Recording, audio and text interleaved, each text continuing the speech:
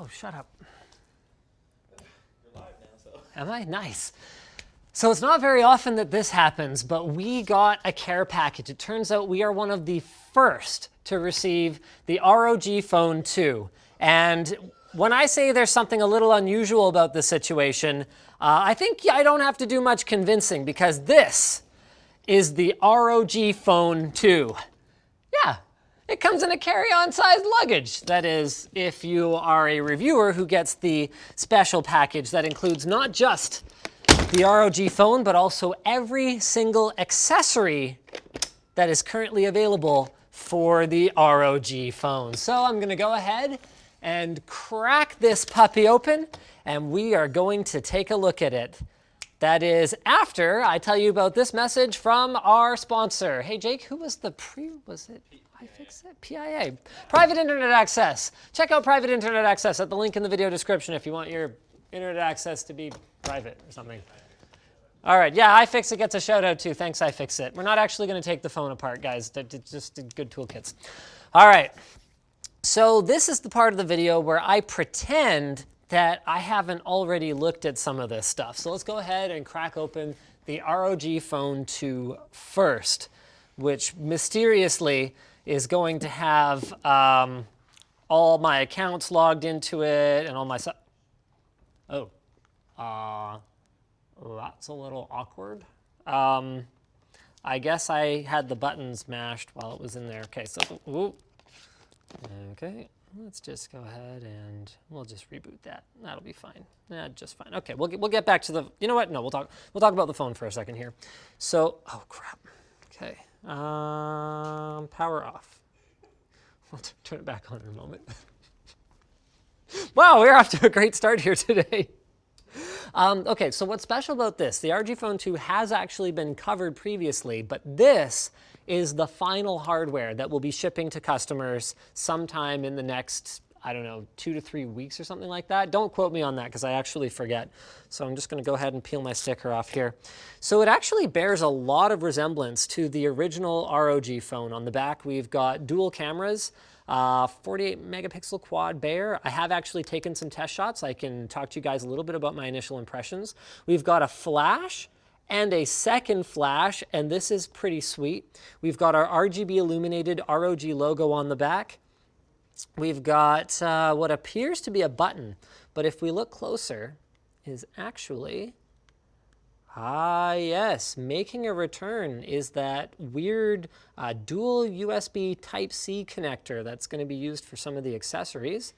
We've got, there we go, a dual SIM slot.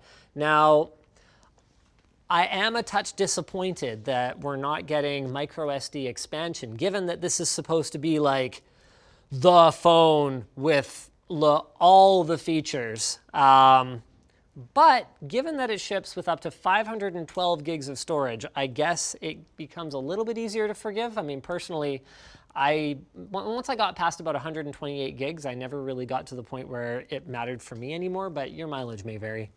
Over on the other side, we've got our lock button as well as our volume rocker. I actually quite like this. I appreciated it about the Note 10, and I like it here too, just having buttons on one side of the phone, and particularly on something that is, purports to be a gaming phone, having no buttons along the bottom edge is pretty nice to see. Now up here, we've got the trigger buttons. I think they call them air triggers, if I recall correctly. We're gonna try those out in a little bit. So these are pressure sensitive buttons that are on the top edges. At the bottom, we've got another Type-C offset this time, as well as a 3.5 millimeter jack. And then I think that pretty much does it. Oh, hey, look at that, our logo illuminated. So it's got RGB lighting. You can actually configure it a number of different ways, and that's all done within the Armoury Crate software.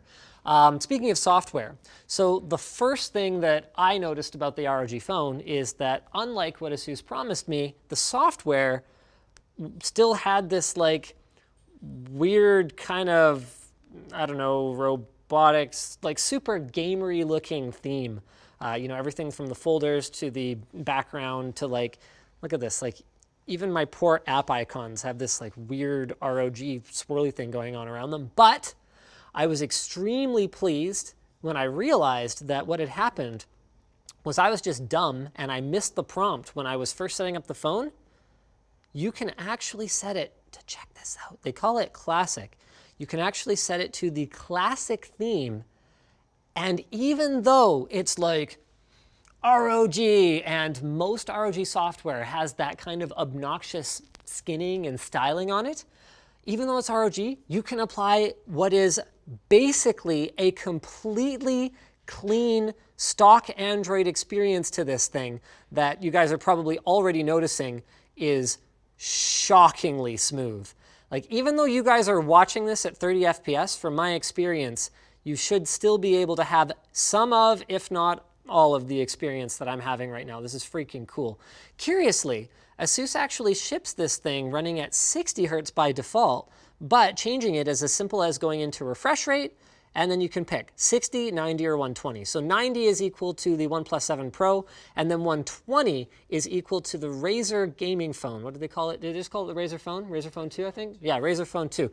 So that's equal to the Razer phone, except not at all, because unlike the Razer Phone 2, this is an OLED panel, which comes with the advantages that OLED has. So I don't think ASUS has given any kind of time frame for when they're planning to ship Android 10 with this thing, but when you get a system-wide dark theme, that means a slight power savings there. And in addition to that, the thing that really stood out when I was swiping around on this thing wasn't even necessarily just the smoothness, but the readability of text while it's moving.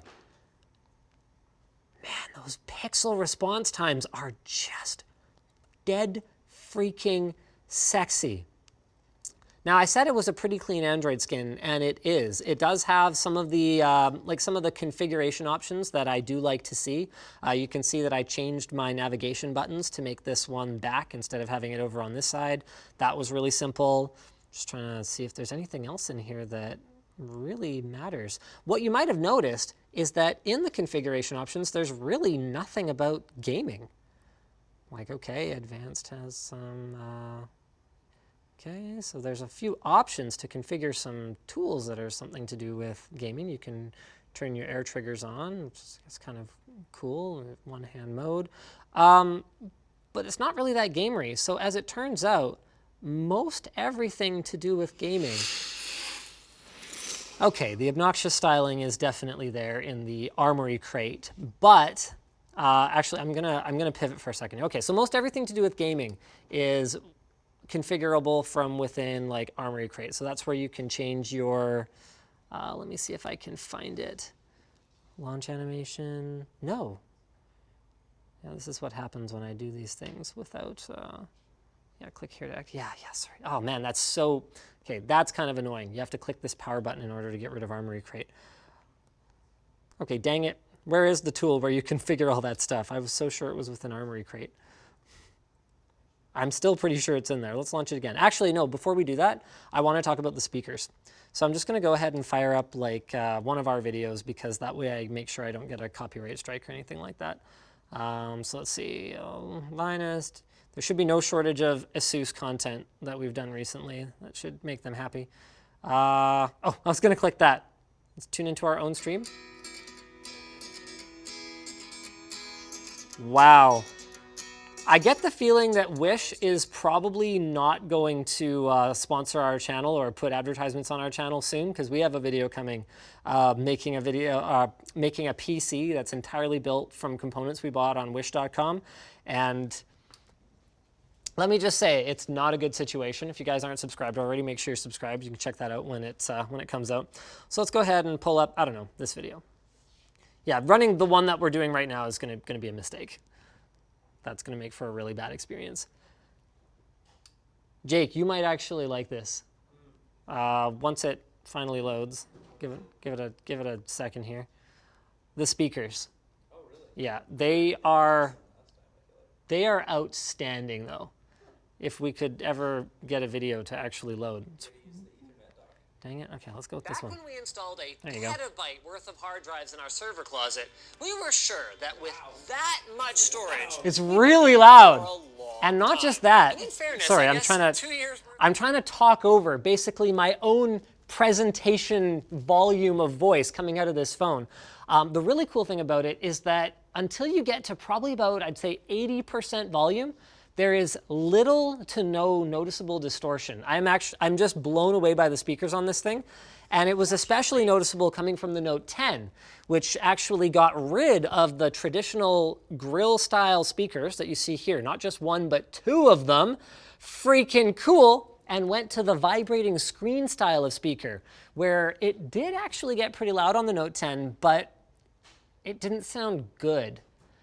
And you ran into the issue where once you turned it up, the phone like vibrates in your hand. It's a pretty unpleasant experience.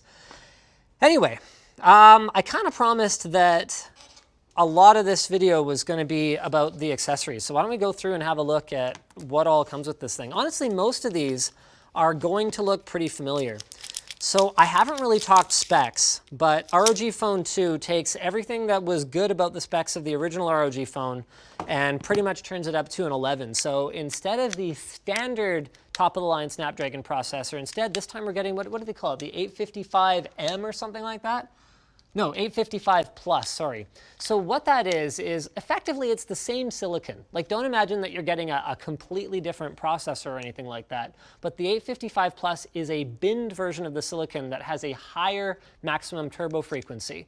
Now, that comes with a performance advantage, but it also comes with the disadvantage that it's going to run hotter and it's going to consume a little bit more power. To solve that first problem, the fan makes a return. So remember that little rubber plug that I said I was going to pull out. It's nice that they include this, although it's not nice that this is going to be super easy to lose. They should include like 5 of them. I actually don't understand why more companies don't do that. Like if there's something they know for sure you're going to lose, why not just include a bunch of them if they cost nothing? All right, there we go. Oh, man, this is so hilarious. Like they have given so much thought to lighting on this thing. Oh, really? A firmware update. It's a fan. Are you guys kidding me? It has RGB. Oh, you know what? It has a headphone jack. And RGB. Well, yeah, it has RGB on it, but I'm not like concerned about that. So get this. I told you guys that it's got 2 flashes on the back. I'm going to get out this other accessory here too. This one I've already taken a look at. So this is their lighting armor case. And it's actually got this like big cutout here for the Republic of Gamers and then the ROG logo here. And I was like, oh, wait a minute, it's a powered case. How exactly does it, where exactly does it get its power? Check this out. So it's using like a light diffuser layer. So one of those plastic layers with kind of a, like a frosted sort of piece of plastic to carry light from that second flash there. So that is an RGB emitter light, and it uses that to light up the logo on the back. The effect works surprisingly well. Oh yeah, another feature I haven't mentioned yet. Under-screen fingerprint sensor, not the fastest that I've seen, but definitely what I would call good enough. So here's what we're looking at in terms of speed. It's fine. It's not like blow you away fast like what OnePlus is doing with the 7 Pro, but it is acceptable. All right, so I think our firmware update's done here. Yep, there you go. So our fan's running. From our experience last time around, even though this is a pretty minor amount of airflow, like it's not even really loud. Like my microphone's right here. You guys can probably barely hear that. It actually did make a noticeable difference to the performance of the phone in games. Not right away, because that's not the problem with mobile processors. The problem is that they thermal throttle over time if you're actually gaming for 10, 15, 20 minutes, half an hour at a time, which is pretty easy to do if you're playing something like, you know, PUBG or Fortnite, where assuming that you make it past the first little while, you could actually be staying alive for half an hour at a time. All right, so we checked out that accessory. We got the fan, we got the headphone jack as well. So this is great because without having anything hanging off the side of the phone where your hands need to sit, you've got your headphone and your USB Type-C taken care of down here at the bottom. I'm going to pull this one off for a second though, so it's just a matter of sliding it open there and sliding it out of the dual USB Type-C. I almost lost this thing already. Now I want to show you guys this thing. So this is like some pretty nerdy stuff. As soon as you move it close, there's an NFC tag inside the case. So it says, lighting armor case detected. Do you want to apply the exclusive theme now? I guess so. Sure, why not? I'm going to turn that off the second the cameras aren't rolling anymore, but I'll leave it on for now. So basically we get a wallpaper. We get a different ugly red ring around things here, and Yeah, I guess I don't really have a whole lot to say about that beyond what I've said already. This is cool though. So can you guys see that okay on camera? Jake, is it that visible? Because if we didn't have filming lights on this, the lighting effect is actually quite vibrant. Yeah, you can see it. You can see it? All right, cool. So that can be configured, and I was so sure it was in Armory Crate. So I'm going to waste a little bit of time here trying to...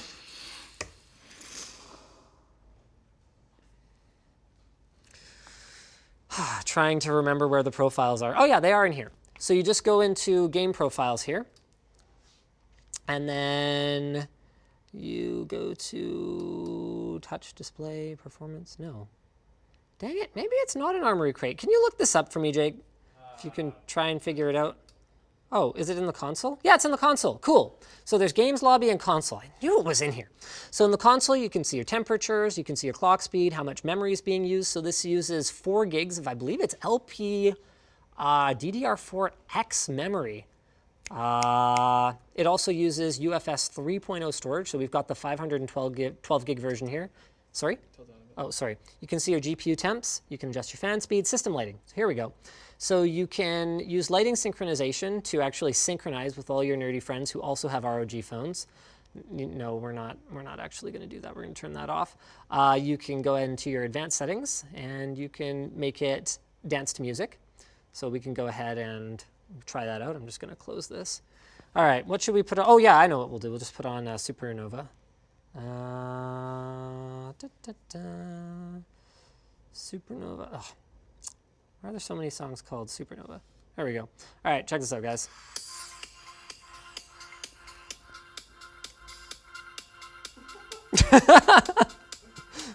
You enjoying this too? Oh, yeah. So as far as I can tell, unless the beat is really strong like we have right now, it might as well just be randomly flashing.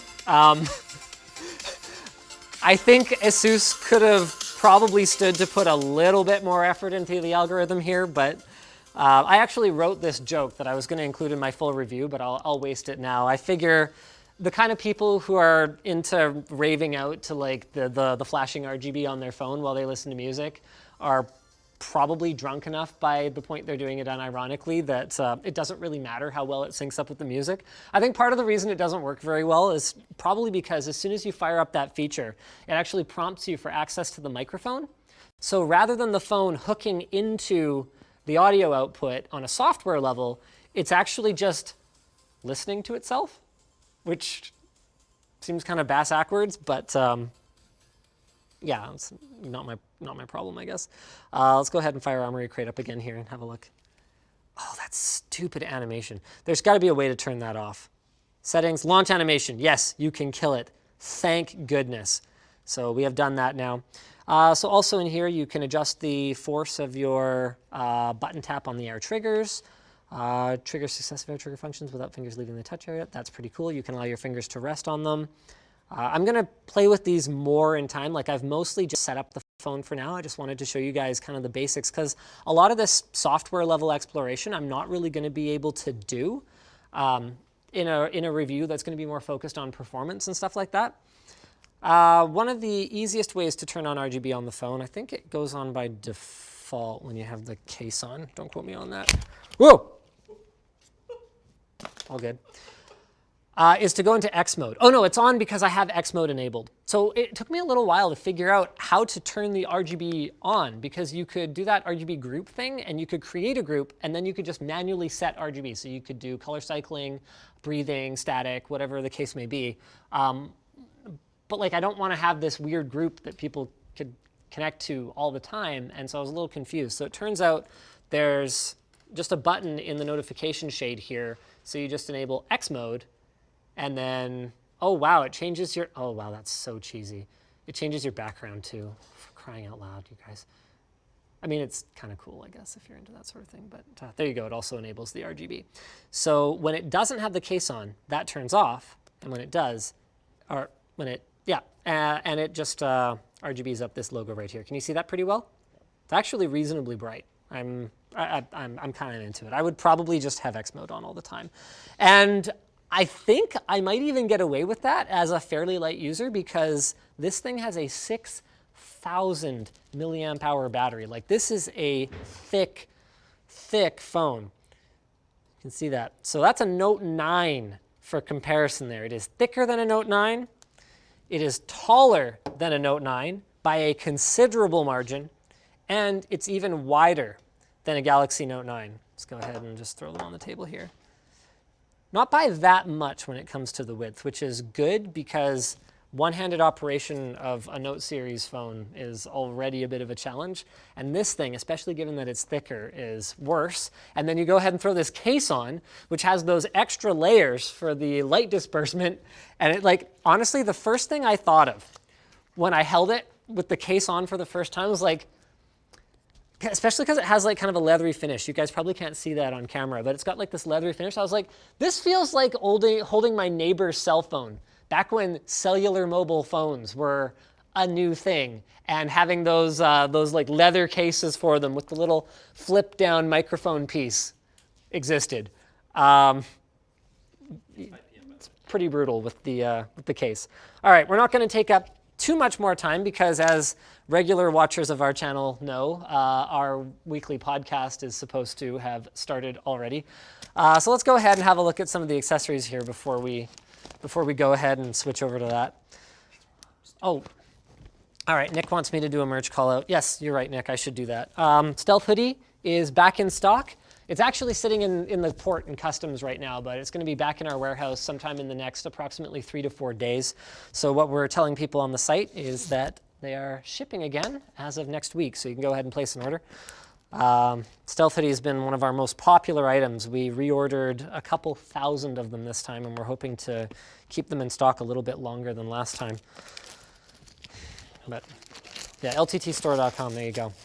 All right, so another accessory that's back, and this one was really cool last time around, and I'm expecting it to be a little more refined this time around, because there's a difference between cool and legitimately very useful, is the Twin View Dock 2.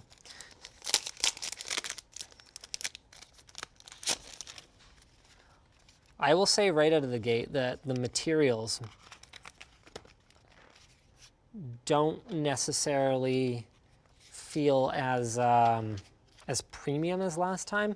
Now, I could be remembering wrong. In fact, I kind of hope I'm remembering wrong, but this thing seems kind of really different. It feels like the last one was intended to be handheld, and maybe that's why I'm getting a little bit confused here, because this one is clearly not. This is like, look at it. It's got rubberized feet on the bottom of the thing. So there's a cooling fan here. There's your headphone jack there. I guess charging is just handled via at the back here. And then, wow, that is something else. All right, let's go ahead and put this in. So we'll slot it in a little something like that. And then do we just, oh no, wow. Okay, so we gotta pick that thing up there. Bloop. Attach the dock. Use the phone to push the spring retaining wall to the back, then, oh, okay, so I did it the opposite way. There's your problem. I gotta lock the dock. Okay. Attach the dock, fasten the latch. Yeah, I did that. Oh, bloody hell, firmware update.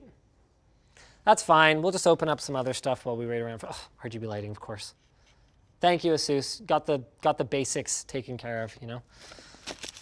I will say it comes with actually a pretty nice carrying case this time around. Although, yeah, the functionality is very different. Like last time, it really seemed more like you're supposed to use the bottom for control and the top one to play your game. We actually played around with it. We got both of them working. If you guys are bored after you're done watching this video, you can go watch our video of the original ROG phone. But now it's like, it feels like it's supposed to kind of sit there, I guess. So by default, it pulls up a list of all your apps up here. And I don't know, maybe we could find like a game or something. See, this is weird behavior because it puts my keyboard up here. Like I would think my controls are supposed to be, what just happened? PUBG, search.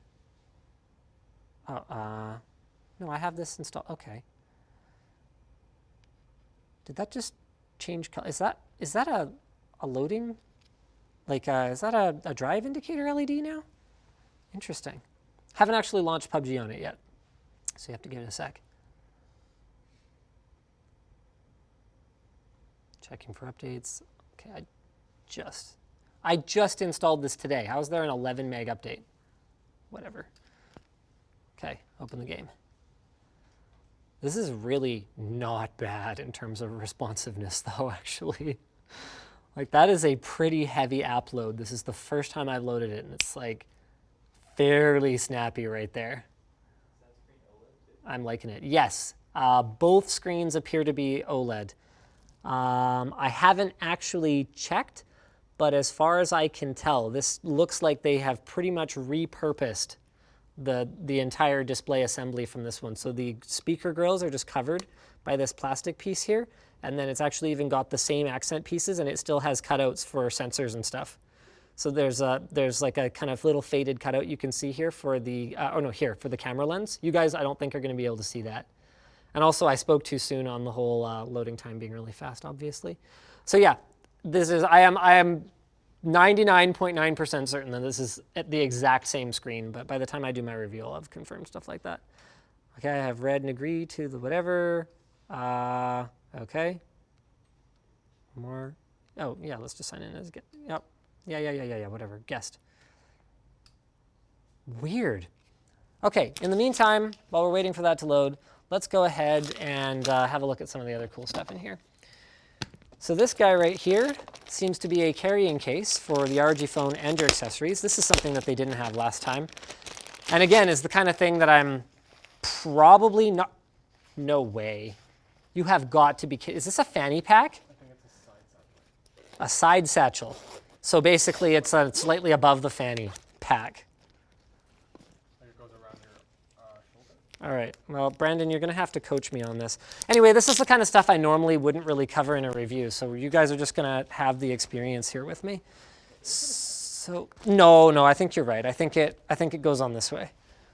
All right, yep, there's a, no, it's configured for kids who play Fortnite. There we go. It's about Minecraft. Minecraft, sorry, Minecraft is back. You gotta play it on the phone. I went full adult mode when I first tried Minecraft, man. I turned it on for about 20 minutes, and I was just like, I don't get it. And then, like, I couldn't figure out what the objective was. Okay, so yeah, that's how that goes on. I wouldn't describe it as amazing, but I guess it's fine if you need a dedicated pouch to carry around your ROG phone. So it's got a little nicely padded pocket in the front here. That nice soft material, so it shouldn't scratch anything or anything like that. It's got whatever this is. Maybe you could put your cooling module in there. The back? Oh, of course it does. ROG, you nerds. The thing about ASUS is like they wear their nerdiness completely on their sleeves. They're just like, yep, we are shamelessly, hilariously just gonna do this. RGB literally all the time. I'm surprised it doesn't have RGB lighting.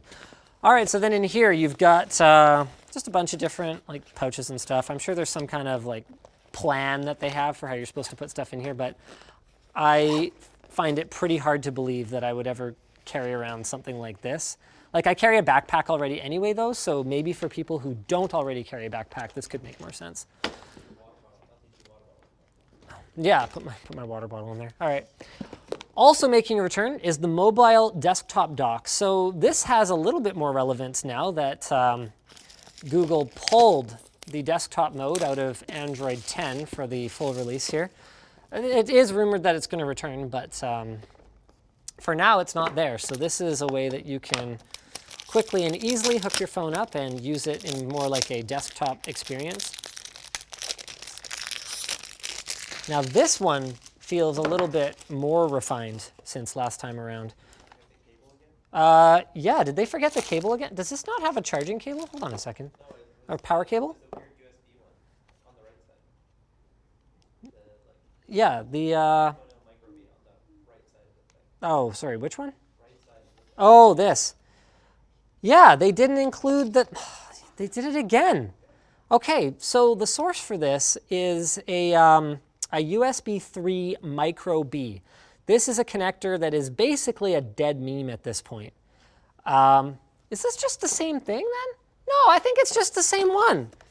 Maybe it's just because we had a pre-prod one last time, because the construction of it feels a little bit better. So if you happen to have that stupid cable lying around, which took us a little while to find, then you've got DisplayPort. So you can have DisplayPort as a source so you can switch between your phone and your computer. Micro SD. You've got gigabit Ethernet, 4 USB 3s, HDMI, or DisplayPort out, which I guess is pretty cool. And I was actually planning to show this on my Acer Predator monitor here. Sorry, guys. But I'm not going to because they didn't include that cable. And last time it took us like 20 minutes to find one of those cables around here because they suck. They all break, and we don't have any devices that use them anymore because all of those devices break. So it's kind of pointless. Here's the WiGig display dock. I think we should give this one another try. Last time it was like pretty cool, but it was a little bit blocky. I mean, it was blocky. Yeah, but it was There were some compression artifacts. like a 70-inch screen. So we're going to give that a shot, I think, probably in the full review.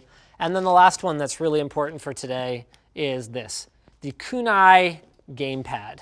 I'm just going to pull the plastic off this so it's a little bit easier to see. Wow, I'm making such a mess of everything here.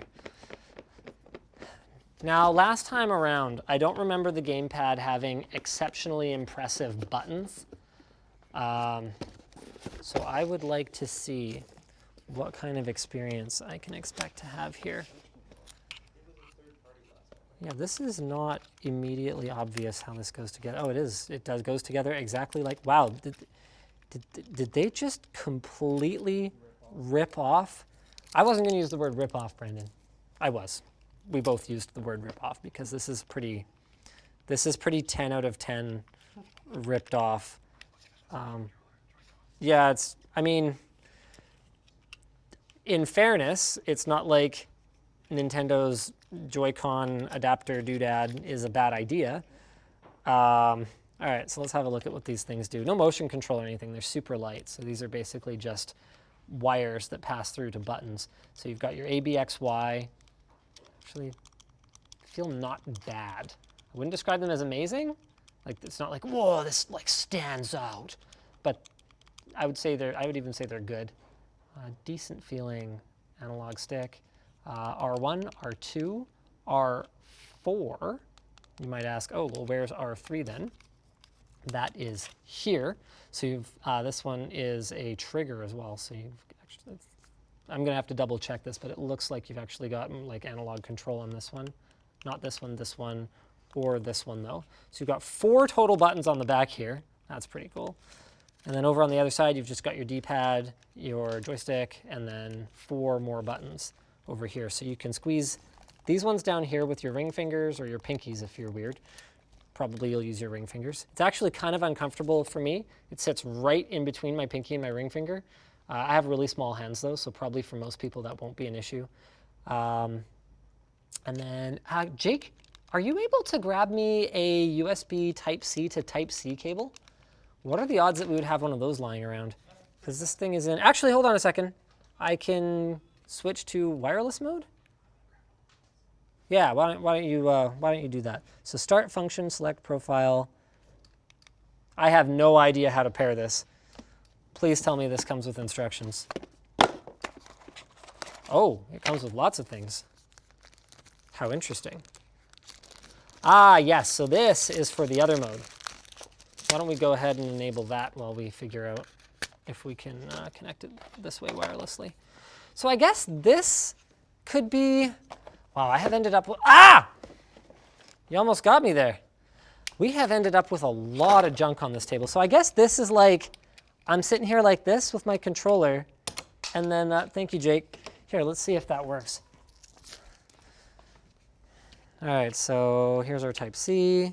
Let's switch to USB mode. So it's got Bluetooth, wireless, and USB mode. We'll go ahead and plug this in, I guess, at the back. Sure. Okay.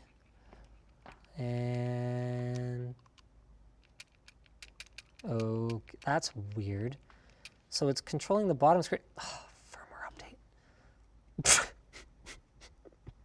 Why am I even surprised anymore at this point? Do not remove your phone from the current accessory while we are updating the firmware. Okay, so we'll talk about this one in a minute here. Let me just see if there's anything else that I'm forgetting still. No, I think that's basically it. We have unboxed everything, so we do legitimately just have to wait for the firmware to update. The mobile desktop dock has like a 6-pound manual. All right. Warning, do not remove your phone from the current accessory. Yes, we won't. We're all enjoying this. I'm just gonna move some of this stuff.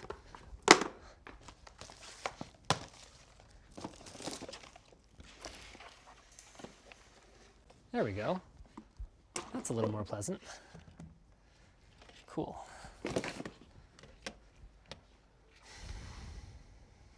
Yep, wow, this must be a pretty substantial update. Oh, wow. I wonder if it is. Is this a little place to put your little rubber doohickey while you are using this? I don't actually think so.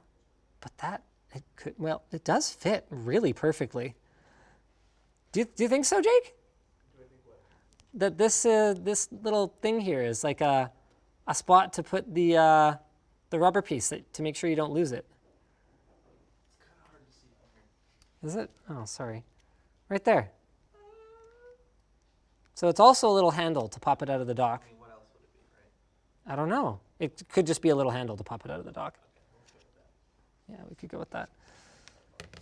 All right, well, yeah, guys, realistically, I don't think we're going to wait around like 10 minutes for this stupid thing to do its thing. So make sure you're subscribed so you don't miss the full review of the ROG Phone 2. I'm actually super stoked to see how this thing handles prolonged gaming sessions. Up until now, the Nubia Red Magic 3 with its active cooler, like its fan-based cooler, is the only phone that I know of that has sort of mitigated thermal throttling by adding active cooling in this way, at least out of the current gen stuff that's available. And so this not only also has active cooling available with the external fan, but it's running faster hardware. So theoretically, this is the king of gaming phones.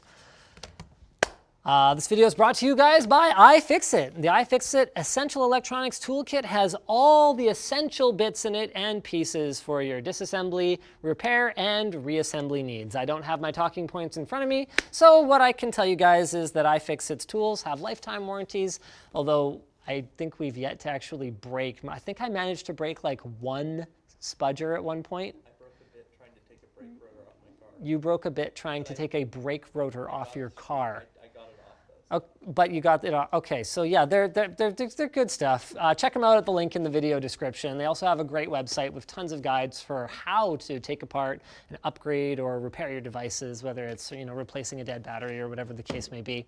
ifixit.com/whatever. It's linked down below. So thanks for watching, guys. See you over on WAN Show in a couple minutes. I guess I'll head over there.